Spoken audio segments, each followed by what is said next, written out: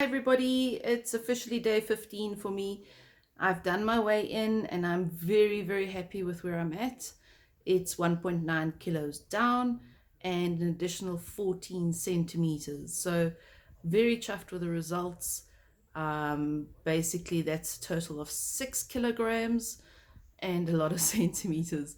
But what I can say is that if I can aim for at least between 1.5 and 2 kilos down in the next uh, measurement and the following one, so the next 2 weeks, I'll be very happy. That's close on 10 kilograms down for the month. So I'm going to keep my week nice and clean coming up. I can say without a doubt that it makes this journey so worthwhile when you see the results. And I got up this morning, I had a lovely banana and strawberry oats smoothie for breakfast. Had a wonderful peanut bar for lunch. I'm having black coffee this morning. And what I can say is that I don't generally have bars because this is a second week in. I decided to have a bar for lunch as a treat, really, but it's lunch as well.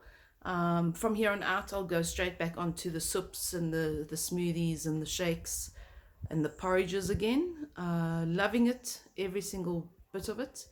And with it being Heritage Day today in South Africa, I kind of reflect on where a person comes from and how you've lived in the past and how your parents influenced your eating habits. And I came from a family where it was rice, potatoes, and meat with an odd veg here and there.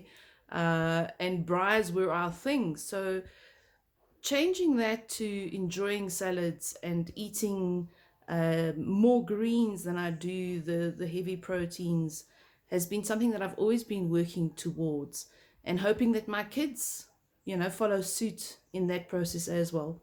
So it's given me time to reflect on where I've come from and the eating habits. We come from a fairly large family with heart problems and cholesterol problems.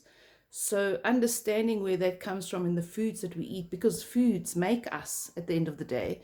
What goes in is what is reflected outwardly. So I've learned a lot of lessons of what to do and what not to do with regards to the foods a person chooses. And sometimes understanding the habits that you formed as a family makes you decide what you want to have going forward in your family life. A lot of people say to me, how do I get my kids to eat whole wheat spaghetti, for example? Well, if that's what I'm buying, that's generally what they're going to eat. We as moms buy the food that's available in our homes, so it's our responsibility to try and keep them well nourished. I have a friend who feeds her family beautifully, always fresh, lots of salads, lots of veg.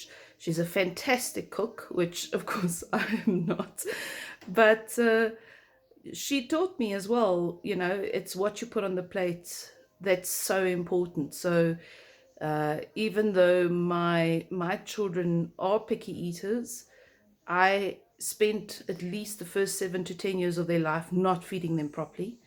Now, only in the last 7 years or so, I've had a far more awareness about what I buy at the shops, what gets stored in my cupboards, and what's available for them to eat as well. So, good time to reflect on it, Heritage Day in South Africa. But I can say that I am chuffed with my results, looking forward to the 2 weeks coming, and I will see you tomorrow on day 16.